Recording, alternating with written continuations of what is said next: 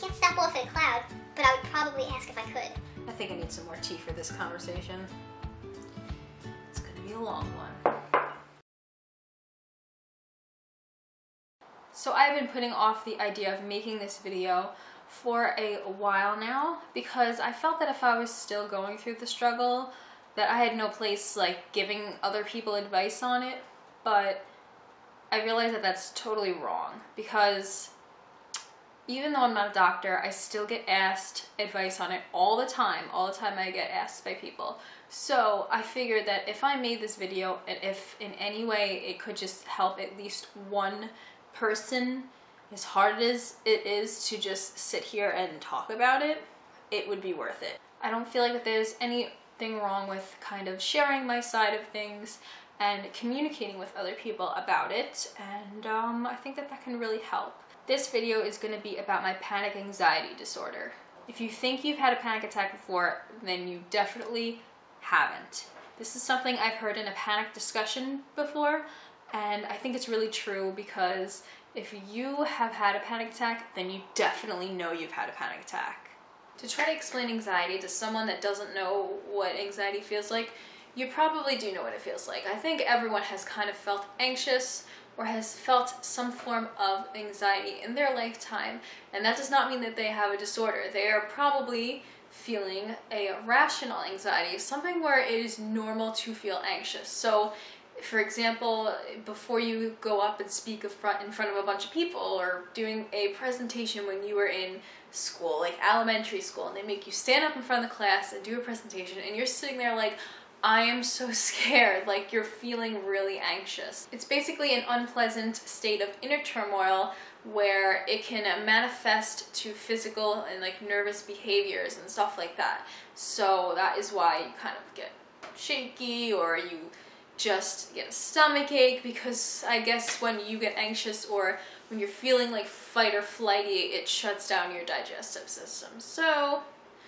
if you have felt anxious at any point in your life, then you know kind of what anxiety, or people who have anxiety disorders, you can get an idea of what they might feel like. When you have a disorder, you can feel this way at any time of the day for no reason at all, for reasons that are not rational. So you are anxious and you are worrying about irrational things that are not normal to worry about.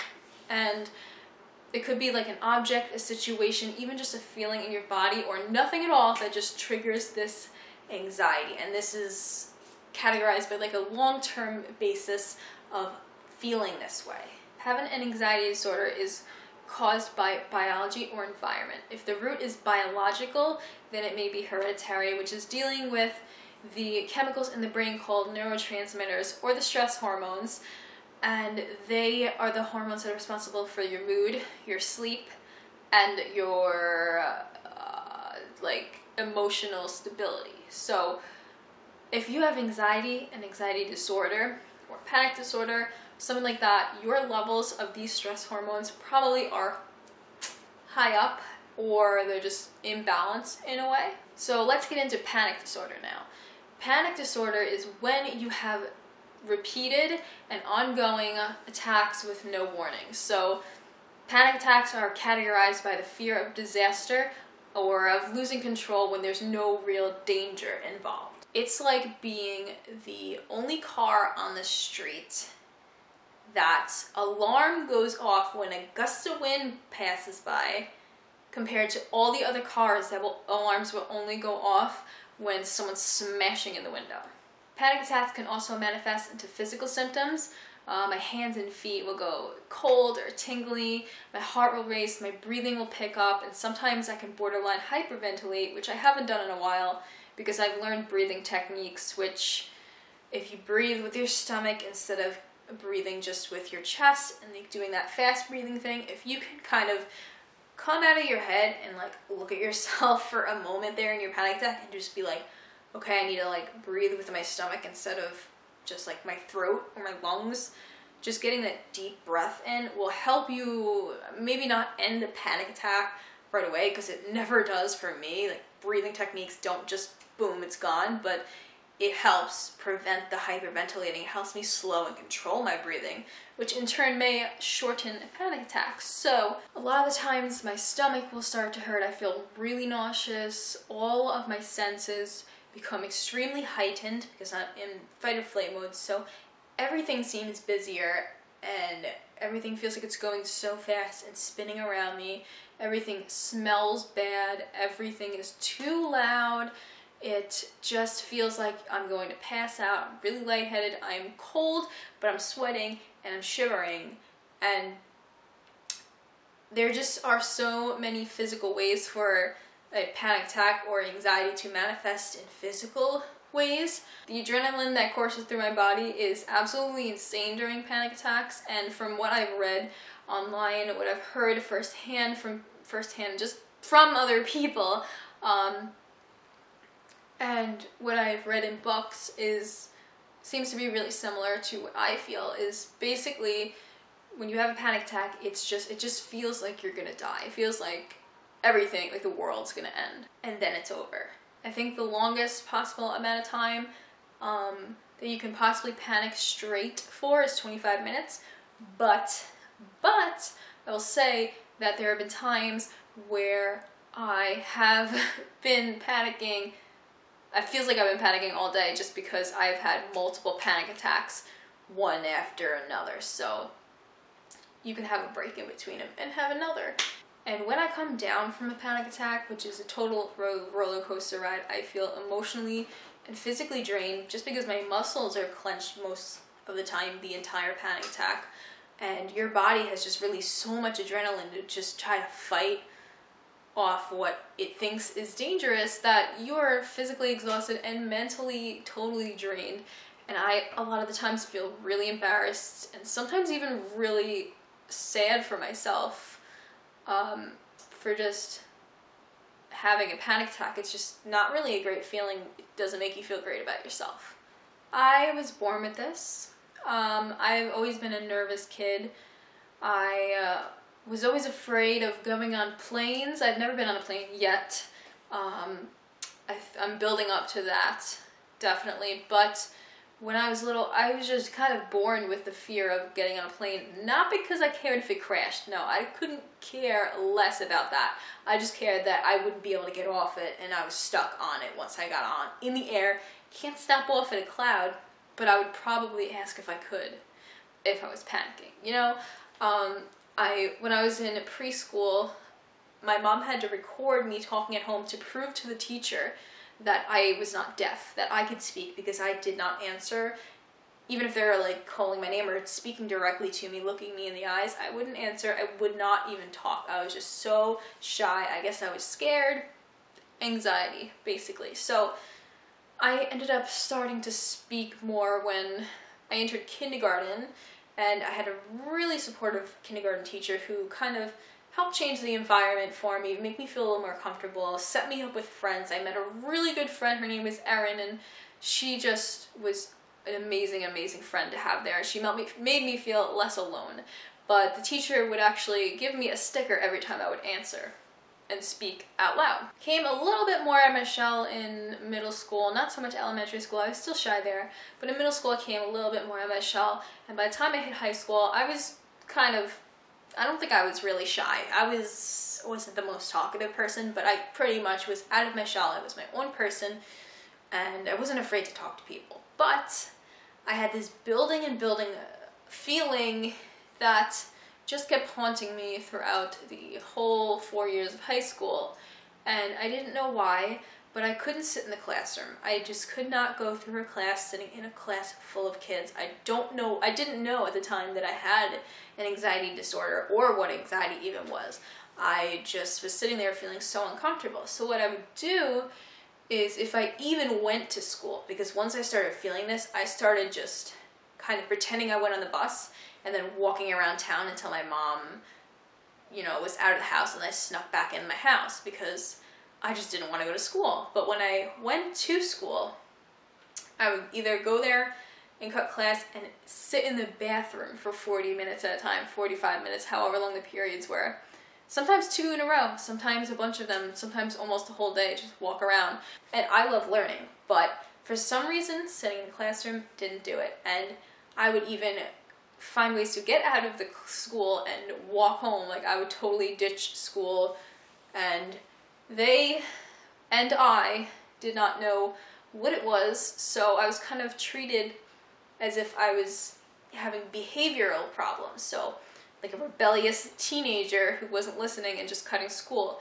But I wasn't out there doing drugs, drinking. I was hiding in the bathroom. I was like running home and just going home to my house because I wanted to get out. And I ended up getting internal suspension for not going to my detentions, for not going to my classes, or not showing up to school and not having a note, because my mom didn't know what was going on. She was like, I'm not gonna write her and fake an attendance note if she's just cutting school. Like, she probably had an idea that I was getting it, but I was hiding it so well in a way, because I was starting to feel it and not knowing what it was and feeling like it wasn't normal. So I knew it wasn't normal, so I was just like, I don't know what's going on with me. I just have to get out. Just have to get out. So I finished off high school by going to night school, which was probably the best year of high school for me, because it was a really close-knit environment. It was cut down hours, so you didn't have to be there for that long, so it wasn't so intimidating for me. And I just felt more comfortable. Everything was de-stressed, and I was able to get amazing grades, and I had some amazingly helpful teachers that I love to this day, and those are the ones that stick in my memory the best. It was after I graduated that I started getting the panic disorder. The hormonal birth control that I tried going on when I was 18 ended up giving me my first real big panic attack, and then tons and tons of the worst panic attacks that I have ever felt in my life in the months following afterwards. If you want to know more about the story of my hormonal contraceptive kind of horror story, you can click the video on the screen over here and you can check that out. But yeah, after I started taking that, and after I had the big attack and I went to the hospital and all that stuffs, I ended up getting really bad panic attacks, and I had no idea what they were. I didn't know what they were. I mean, I didn't know when they were coming on. I mean, you don't know when they're coming on, but I just didn't know what was going on. It was just immediate, like, out of nowhere, these big feelings of gloom, sadness, every scared and sad emotion that you could ever feel was just hitting me so hard, and then I would have the worst panic attack. And then I didn't know what was going on, but I knew I had to get out. And a lot of the times I ended up driving really fast from wherever I was to get home in my car. And that's really scary and really bad and dangerous. But something about the brain, when speaking about panic disorder, that I figured out is kind of interesting. It's like, kind of like your brain has like this filing cabinet system in it, and people who have panic disorder will remember every single panic attack that they have had, and that gets stored up in those little filing cabinets. And when you go back to the place, say it's a place, you went to a nightclub and you had a panic attack, and then some people who don't have panic disorder could be like, oh wow, that was weird, I didn't like that, and they will go on with their life, and they will never have a panic attack in that same spot ever again, or maybe not even have a panic attack ever again. Because you can have a panic attack and not have panic disorder. But when you have panic disorder, your brain takes that little file out of the filing cabinet when you go back to that nightclub for a second time after you had that panic attack, and it goes, whoa, wait, something dangerous is going on. Like, it remembers your previous panic attack without, sometimes you may be anticipating it and you may think and remember, but sometimes your subconscious will just pull that file out for you. And it'll be like, oh my god, this is dangerous. It will deem it to be a very dangerous situation. So a lot of the times with people who have panic disorder, such as me, you start to try to avoid these situations because you're like, okay, so I went there and I had a panic attack, and every single time that I've tried to go back, I just have a panic attack without even thinking about it. Like, it's just a vicious cycle. So the bad thing that happens to some of us after that is we naturally want to avoid having panic attacks. We're like, ooh, not going there again. Then all of a sudden you have a panic attack in another place. Oh, not, that's it, off limits, not going there. And then you're in your house and you're borderline agoraphobic. But I will say that you don't have to have any kind of trigger to have a panic attack. You can have one when laying in your bed, not even thinking about anything, and just have a random panic attack. That is how this crazy brain and chemical system works. So my advice with dealing with this and the steps that I have been taking are baby steps. I am a big fan or advisor or believer in baby steps, because you have a panic attack in that spot and you have another panic attack when you go back there. Why are you going to force yourself to go back there right away if you know it's going to happen? And stress yourself out and make yourself more likely to have another panic attack there because you're thinking about it and you're like, I just got to do it, I just got to do it just now because everybody says I have to get better. So to have a safe person is a really negative thing to some people. And often those people are people that don't have anxiety, but they think it's negative because they want you to see, they want to see you do things on your own. They don't want you to have to go with this person to be able to go out. But to be able to even start that, if you're in a state where you can't really go places anymore, you need to start off with a safe person. That is so important. Someone that's going to help you get out of the house and get where you need to go, where you've had panic attacks before, places that you're afraid of, and have someone that you feel safe, that no matter what happens, they'll be there for you. That will make you feel a little more comfortable stepping out of your comfort zone. So even if your progress is super slow, which honestly, that's a good thing, it's still progress. And that is what baby steps has to be. Like, you have to take it slow, in my opinion, or at least for my situation, I have to take it slow to be able to do this properly. Because if I just throw myself into something, I have a panic attack, I'm going to make another bad memory. My brain is going to make another little file in my brain. So it's going to make another file, and it's going to file that another bad memory and another panic attack to remember. So if I approach something calmly and make it impossible for myself to have a panic attack, almost, you know, it's likely that I'll make a good memory and that will override the bad ones. The author of one of my favorite like self-help panic books wrote something once that it sticks out to me, so I want to share it with you. He was so bad at one point that he was too afraid to even leave the house. So what he was doing is, like, he couldn't even go to the grocery store. So the first day, let me get my tea. The first day, he stepped on his doorstep. He stepped out of his house. And guess what? He went right back inside, and that's the progress for his first day. Then the second day, what he did is he stepped outside, he got in his car, and he started his car, and he sat there for a little bit in his driveway. He didn't go anywhere. He just started his car and sat there. And then the next day, he got in the car and drove down the block. And that was his progress for that day. And then the following day, he drove down the block, and he drove to the supermarket, and he sat in the parking lot, and he looked at the store, just stared at the store for as long as he possibly could in his car, until he felt totally uncomfortable, but not to the point of like, oh my god, I feel like I'm gonna have a panic attack. So he drove back home, and then the next day he drove down there, got out of his car, and he touched the door.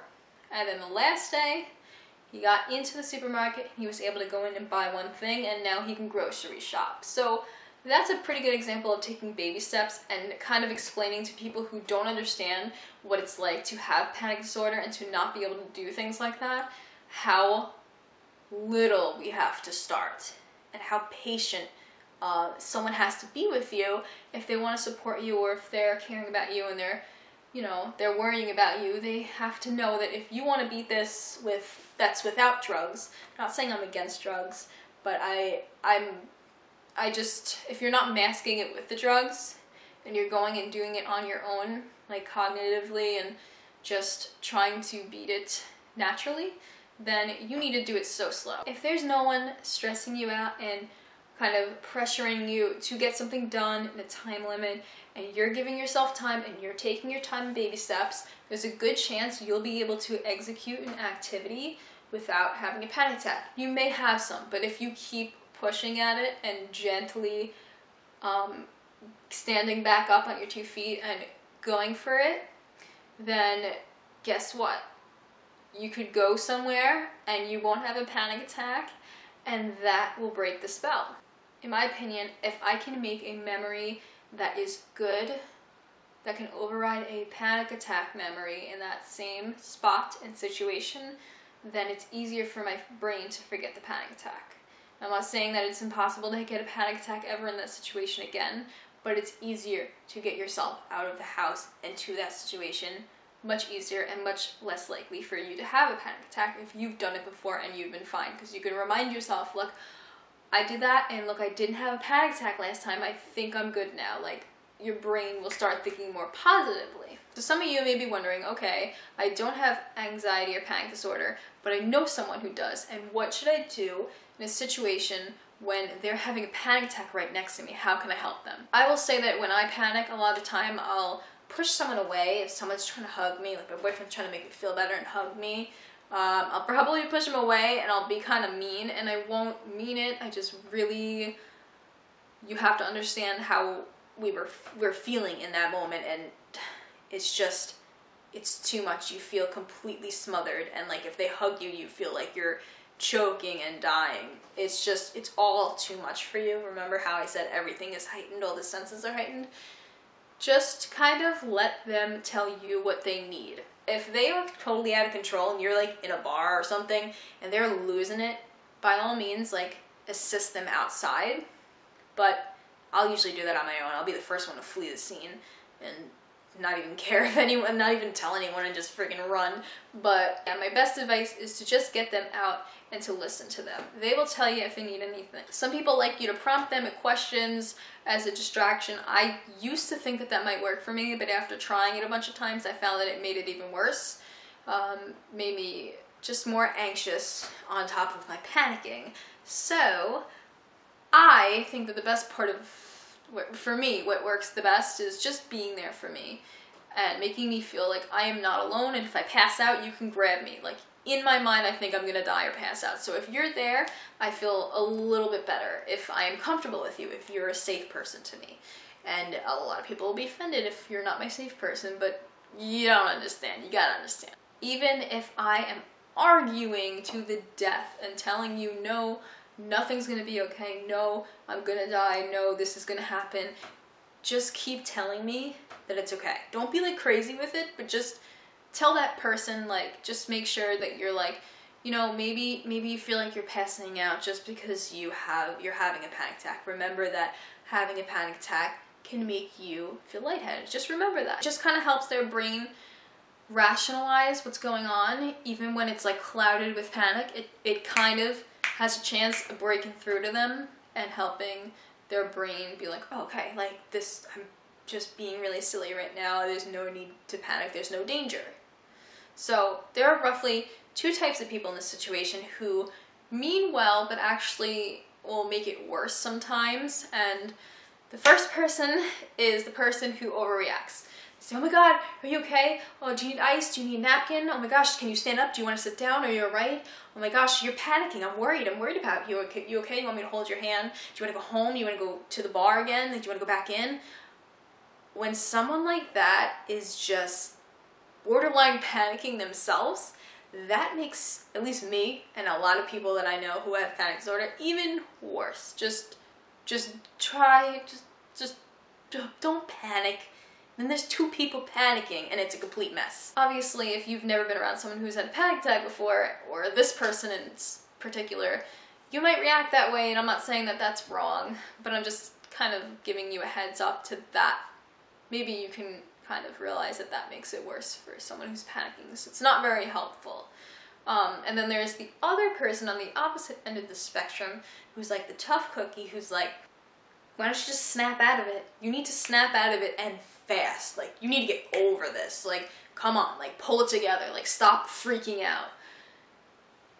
Do you really think that I can just snap myself and get myself out of a panic attack just because you're being like really aggressive with me? Do you think it's kind of like a behavioral thing? Because it's not. I can't control it. This also goes for just having panic disorder in general. When someone knows that you are a certain way and you're avoiding things, maybe you're not going places as much, and they'll be like, you're missing out on life, you're really missing out, you really need to snap out of it, you really need to get over this whole panic disorder, because you really just, your life is gonna fly away. Hello, do you not think that I know that and feel upset about that already?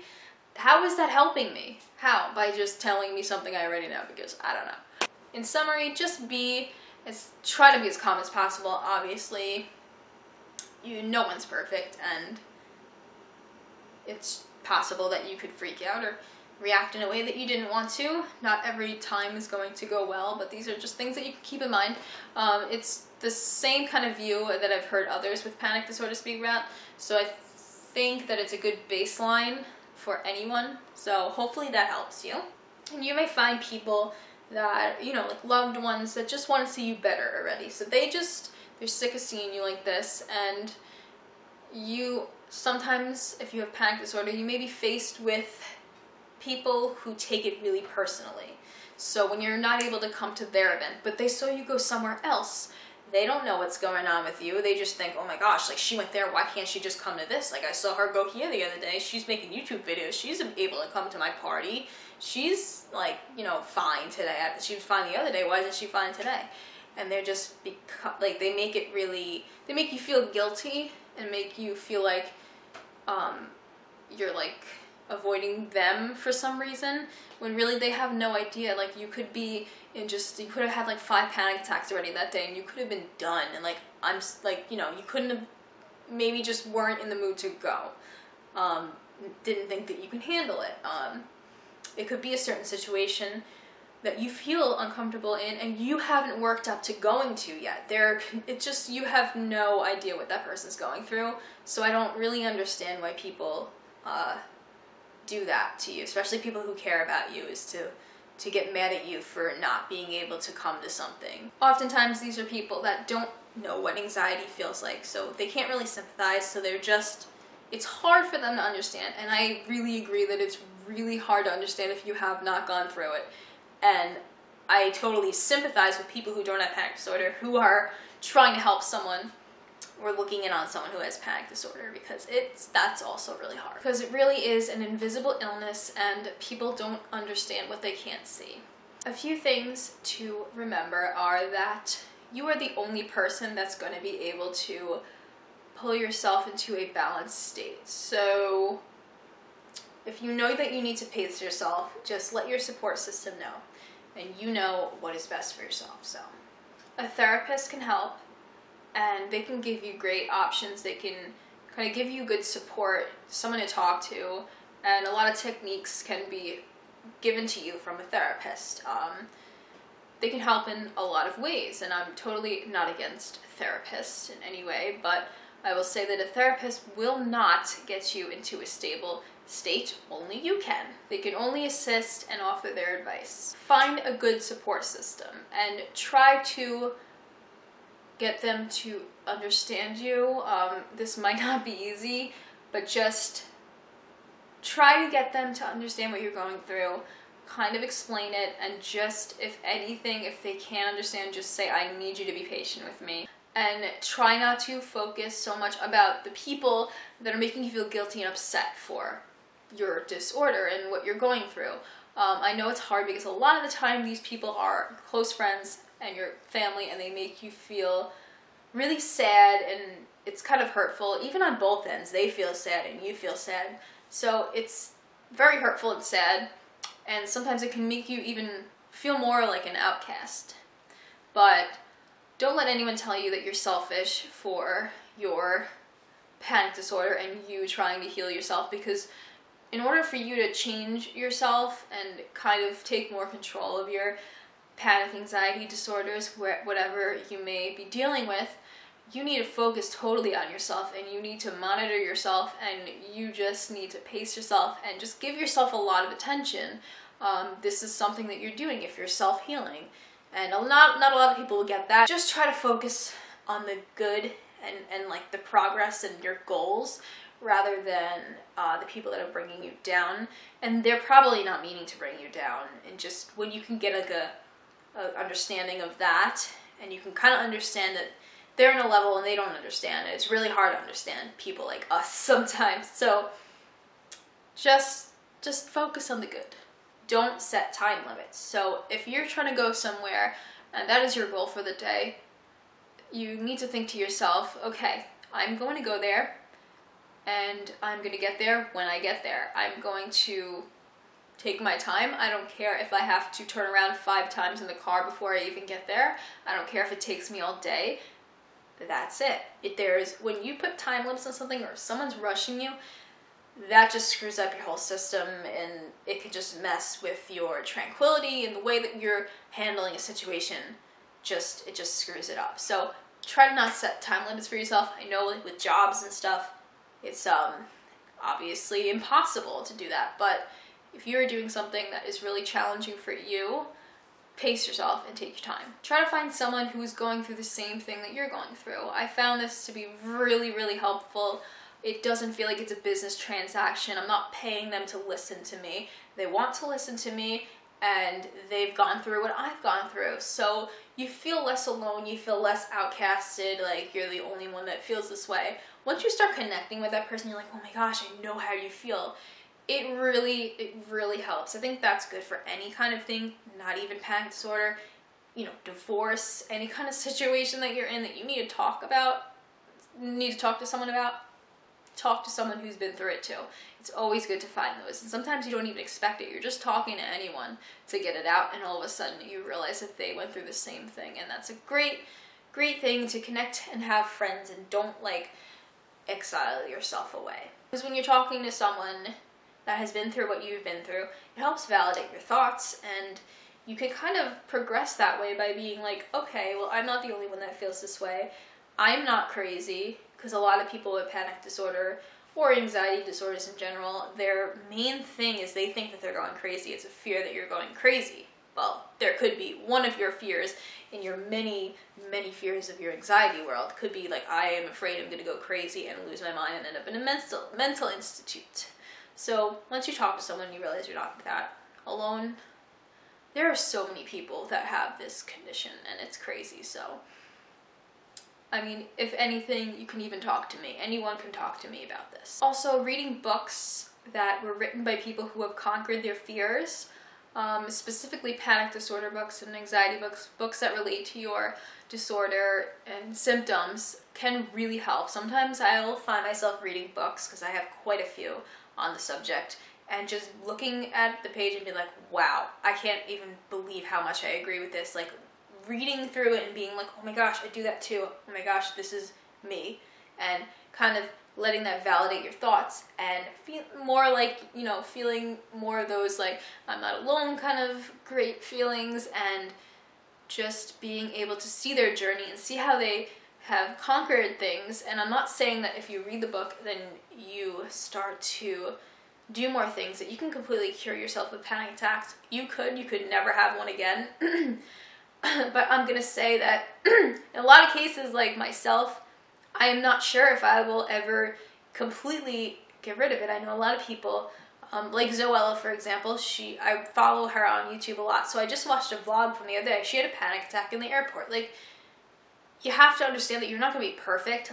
You might not be, panic attack free for the rest of your life, but you might get a better control and hold on it, and you won't let it totally ruin or control your life in any way, and you'll be able to go out and do things and be like, if I have a panic attack, oh well, I'll be fine. And then they'll just be they'll be less likely. This is all what I'm trying to do right now. I'm still obviously going through this, and I have noticed, and a lot of people around me who love me and pay attention to me and are my support system, I guess, they have noticed how much of a difference I have just gotten so much better from last year. I don't think I left my house much last year during this time. That was probably one of the worst times. I just stayed inside. I was afraid to leave my house. Even going to the store made me anxious, and now I'm doing a lot more. and it's a little bit easier for me to get out and do things now. So, but I mean, I really still have a whole lot of stuff to work on. So I could go on about this for a really long time, but I think I am going to cap this video off by saying that if you're watching this as a panic attack sufferer, I hope that I helped you in some way. And alternatively, if you're watching this and you know someone who has panic disorder or gets panic attacks, then I hope that you have found something in here that gives you a better understanding and something that will help you help them. Feel free to share this with anybody that may find it helpful, and express anything that you would like down in the comments below, as well as communicate with myself and other viewers. Any requests for further videos on this subject or other subjects, makeup, I don't know, leave them in the comments down below so I can see, and give this video a thumbs up to show support. As always, thank you so much for watching, and I'll talk to you in my next video. Further requests for videos on this subject or other subjects. What a noob. Oh. Psst, press the like button and subscribe if you want to see more videos. Also, check out my previous videos over there.